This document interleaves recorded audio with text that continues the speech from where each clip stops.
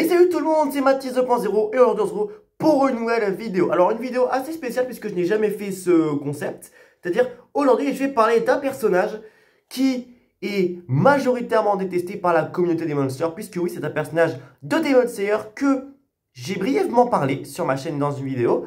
On va parler de ce personnage-là, Doma.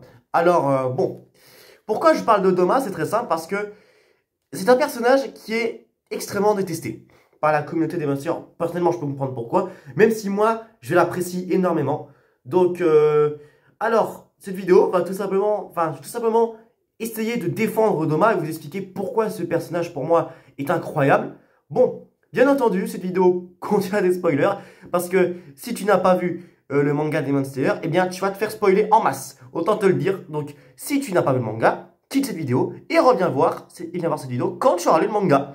Donc, c'est très simple. Qu'est-ce que je vais raconter? C'est simple. Je vais défendre Doma et vous expliquer pourquoi ce personnage est juste insane. Donc déjà, mettons-nous dans le contexte. Qui est Doma? Doma est la seconde lune supérieure, donc troisième démon le plus puissant du manga. Donc après Kokushibo et bien sûr après Muzan. Donc, Doma est bien évidemment un démon pardon, extrêmement puissant et qui, lors de la bataille finale, a fait vraiment forte impression. Il a vraiment prouvé qu'il était digne de son titre de deuxième lune démoniaque en submergeant Kanao et Inosuke. Et quand je dis submerger, c'est vraiment le cas. Le mec prend le temps de compter ses coups. Je suis sérieux, il prend vraiment le temps de compter ses coups.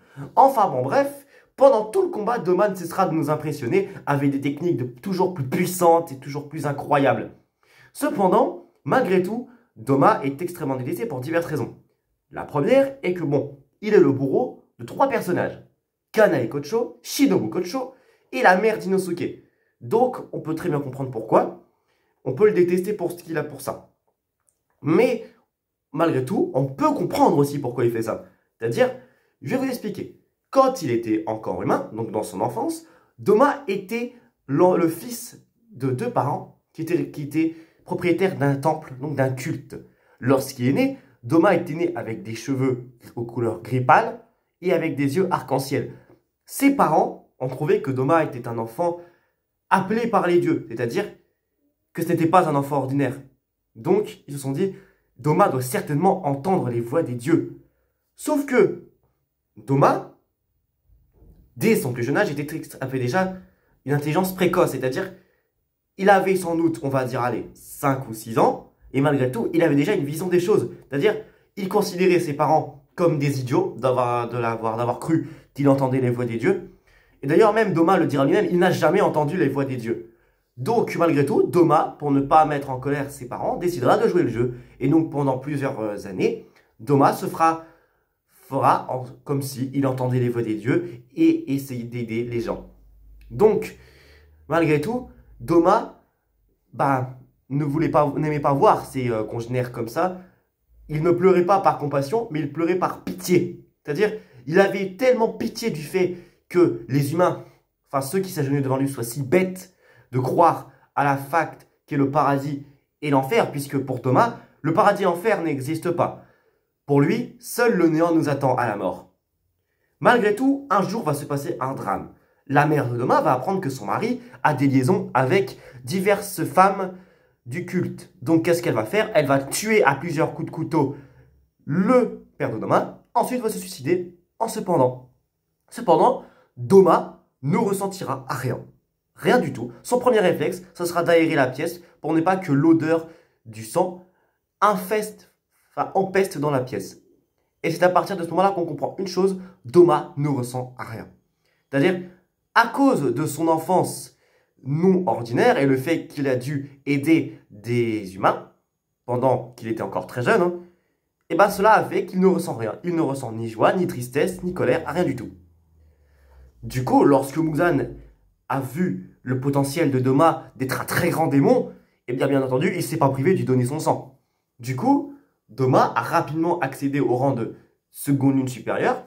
Même on a vu dans un flashback de Gyutaro et de Daki qu'il était déjà sixième lune supérieure quand il avait transformé les deux démons en démons, les deux humains en démons.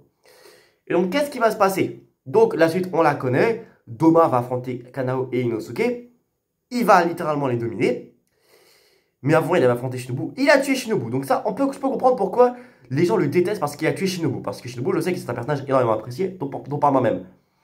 Le fait qu'il submerge Kanao et Inosuke et qu'il révèle à Inosuke qu'il a tué sa mère quand il était bébé, là, encore une fois, on peut comprendre, ça renforce le fait qu'on peut le détester. Mais moi, personnellement, pourquoi je l'apprécie énormément? Déjà, il faut vraiment comprendre le fond du personnage. C'est-à-dire, si Doma avait une enfance ordinaire et que il avait emprunté une autre voie, peut-être qu'il aurait pu être quelqu'un de différent. Ça, c'est possible. Également, mettons-nous à sa place. Le fait qu'on ne ressent rien depuis toujours, bah c'est quand même dur. Mais Doma, ça pour compenser, il a décidé de compenser ça par une personnalité de façade. C'est-à-dire, Kanao a comparé Doma à une coquille vide. Et ça, c'est clair. On peut comparer Doma à une coquille vide qui ne ressent strictement rien du tout. Mais qu'est-ce que j'apprécie autant chez Doma? Déjà, j'aime beaucoup sa personnalité. Le fait que ça soit vraiment un démon à l'état pur. Vraiment. Parce que pour moi, Doma est sans conteste le démon le plus cruel des lunes démoniaques. C'est-à-dire, il se fait passer pour quelqu'un de très gentil, mais au fond, ce n'est rien d'autre qu'un psychopathe qui s'amuse à tuer des gens et à dévorer des humains avec le plus grand plaisir. Ensuite, également, j'apprécie énormément ses pouvoirs ainsi que son style de combat. Parce que je trouve que vraiment, il a un style de combat unique. Il utilise des éventails de guerre et ses pouvoirs se reposent sur la cryokinésie, qui est pour moi l'un des pouvoirs les plus puissants de tout Demon Slayer. Vraiment, aucune erreur dans ses attaques. Perfection, rien à dire. Il attaque avec une précision ainsi qu'avec une puissance phénoménale. Et le plus fou, c'est que malgré que Kanao et Inosuke avaient le niveau des piliers parce qu'ils avaient subi leur entraînement, et bien malgré tout, ils arrivaient à rien.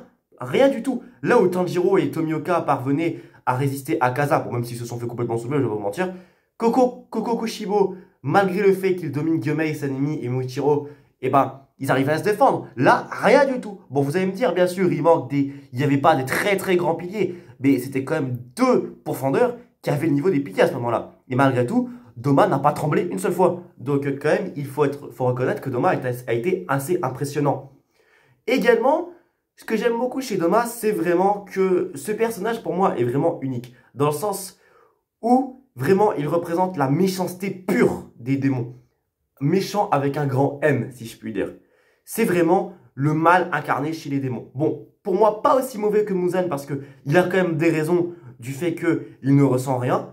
Mais, personnellement, Doma est un personnage que j'aime énormément. Parce que malgré le fait que oui, il a tué Shinobu, il a tué la mère d'Inosuke, il a tué Kanae, je peux comprendre que les gens le détestent pour ça.